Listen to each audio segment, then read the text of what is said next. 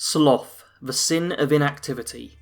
She may be a talented sniper, but don't expect her to do too much of the hard work.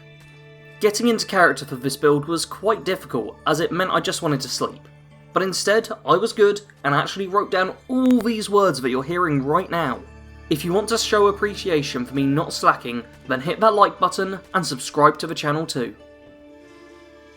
Sloth was a more unusual choice. Her record spoke of her as a talented sniper who never missed a shot, yet somehow had very few confirmed kills. The primary motivation for having her become a captain was due to her family fortune. She was the sole surviving heir to a fortune large enough to outright buy an entire army. Even if she wasn't of use on her own, her resources were. The meeting with her was incredibly frustrating.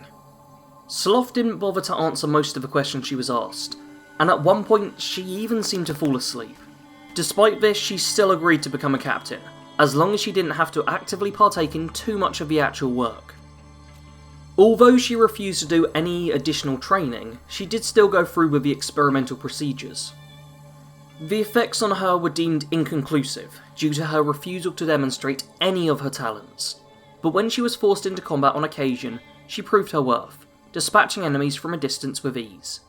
As a captain, she led from the back, letting her men do all of the fighting and only ever took a shot when an enemy happened to place themselves in her crosshairs. Her soldiers began to develop similar qualities to her over time, letting the other squads do the brunt of the work and only turning up at the end to clear up the mess. Sloth's fortune meant that all of her soldiers had the best equipment. Her squads contained multiple soldiers in power armour, and even her least well-equipped men were far better outfitted than most people in the army. Unlike the majority of the captains, Sloth wasn't too resentful of being drafted into the experimental army, but she still didn't like having to take orders. When the other captains began to speak of the rebellion, Sloth agreed on the condition that she wouldn't have to get directly involved, and could instead just watch their backs. This reluctance to get involved meant that she was able to put plenty of bodies between her and any danger when the coup failed, and she casually shouldered her sniper rifle and just walked away. Civilian life suited her quite well, and she found that with her large amounts of money, she could just buy anything she wanted. Years spent studying for a law degree seemed ridiculous to her, when she could just buy one outright with a large enough offer. Even a place in the local vault was obtained through throwing money at the problem, and this would lead to being her best investment once the bombs start falling.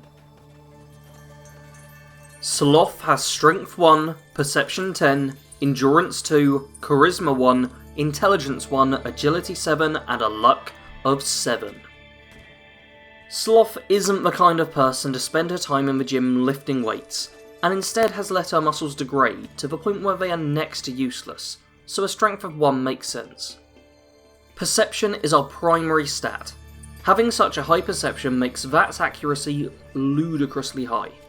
With shots being so reliable, you barely ever have to worry about missing a shot, and the game becomes easy, no matter how bad your shooting normally is. Endurance is at 2. As expected, Sloth hasn't done anything to keep this stat above the bare minimum, so you'll want to avoid taking too much direct damage. Charisma and Intelligence are both at 1. Not only is Sloth physically lazy, but she hasn't bothered to develop social skills or expand her mind. She is yet to encounter a problem that can't be solved by throwing money at it or shooting it in the head. Agility is pretty high at 7. With a slim frame and a tendency to not move any more than necessary, this lady is naturally very stealthy. Finally, Luck is also at 7. Sloth has had a run of great luck so far in her life, and there's no reason for this to stop now. The essential perks of this build are Rifleman, Ninja, Sniper, Critical Banker, and Sneak. As we are a sniper, we will be using rifles, making the Rifleman perk critical to the build. The Ninja perk will go a long way to letting us get one-hit kills. As long as we are hidden when we pull the trigger, we'll get a damage multiplier which will make us so much more powerful. Sniper is a really good versatility perk for any sniper build.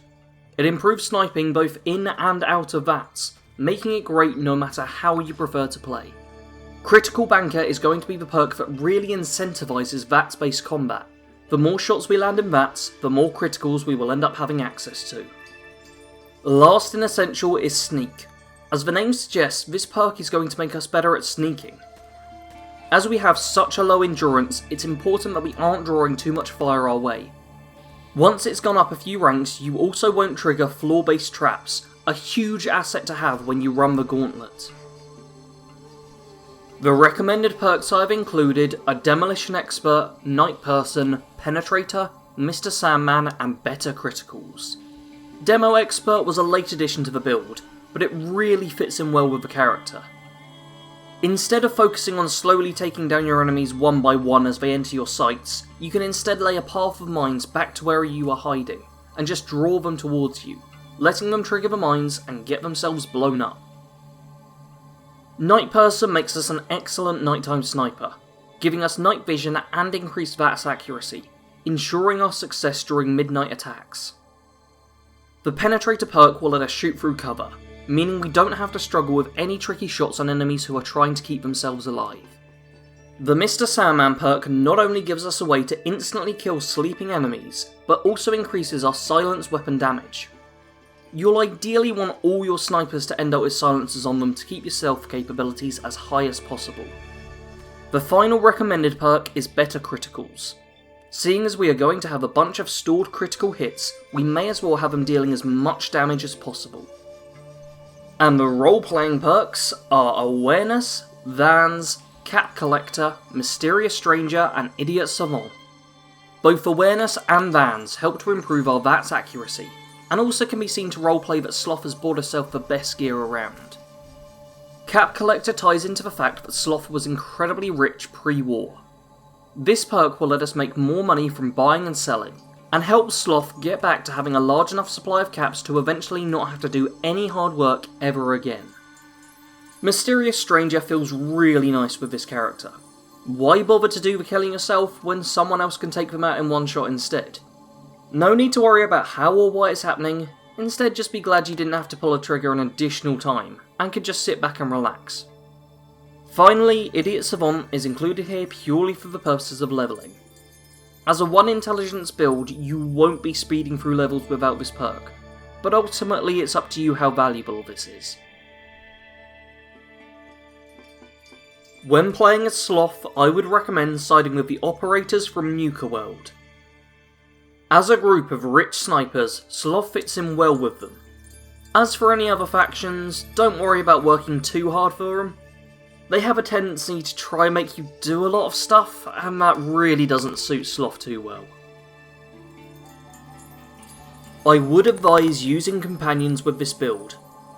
It doesn't matter too much which one you pick, as their main purpose will be as a meat shield, protecting you from any oncoming fire. Personally, I'd suggest getting Gage as a follower and ordering him around to do the dirty work for you, but don't feel like you have to choose him if you don't want to. If you do pick him though, then he also works as a walking shop whilst in Nuka World, which does come in handy for if you don't want to have to lug around all your precious loot between vendors. This build doesn't have one specific weapon, and will instead want to use the best snipers you can lay your hands on. As we don't have any of the gun modding perks, we will be relying on whatever we find or buy, so keep your eyes open for good legendary rifles. I did pick up Splatter Cannon from the Nuka World market, as it's great for dealing with enemies with huge health bars, thanks to the Furious legendary effect. In addition, you will obviously want to pick up any mines you come across.